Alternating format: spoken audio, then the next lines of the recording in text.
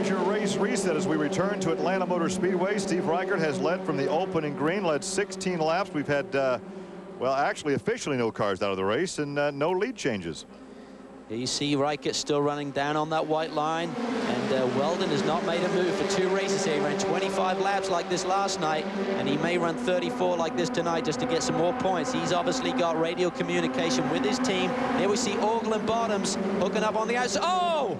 Car on its side. That's Larry Foyt. That is a massive crash there. Wow, that was a big wreck, Gary. About 7 or 8 cars involved, and this could bring out a red. The yellow flag is out. We're looking at the start-finish line to see if, in fact, they do go to a red. And we'll have to recap who is involved in this massive, violent crash. We see a driver climbing out.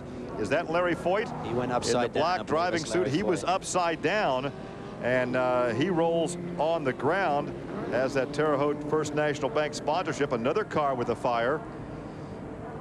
I believe that may be. And the red flag is being displayed at the start-finish line. Okay.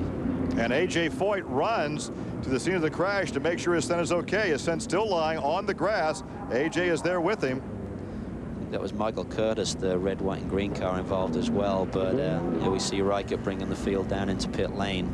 And there is a look at Larry Foyt's car, the remains of that car that took the wild ride. And you see the attention being paid to him as A.J. trying to take the helmet off. This is what happens when you get in these big packs of cars. If something does go wrong, everyone's together. There's no time to react. And at 150 miles an hour plus, it can get ugly in a hurry. And again, the comparisons are there with NASCAR and restrictor plate racing. You're racing so close together, as you indicated.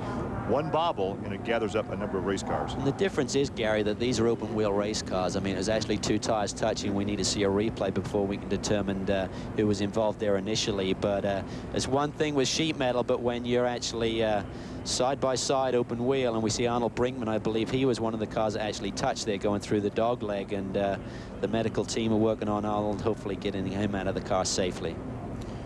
Well, that's Curtis, I believe. I was trying to Michael Curtis that car earlier. in the number 45 car climbs out. You can see how badly damaged the car is, but you can see the superstructure is intact. So let's take a look back and take a look at our replays on exactly what happened, what triggered this, as they were going about 3 wide. Well, you see Brinkman in the middle there, and he then, you see Bottoms came down a little bit. Bottoms tried to stay with Ogle, and that's what caused the tire wheel-to-wheel contact with Brinkman, and then he actually went sideways, and that's what flipped Larry Foyt upside down. Well, the flip was not really what hurt Larry Foyt. It was that abrupt stop against the outside wall that really rung his bell.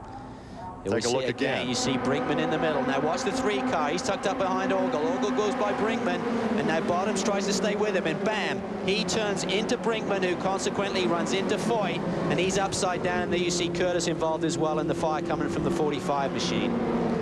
So 45 made contact with Foyt just about the time Foyt hit the wall right there. Wow, that was a big crash. Hopefully those boys are okay. Let's take another look here.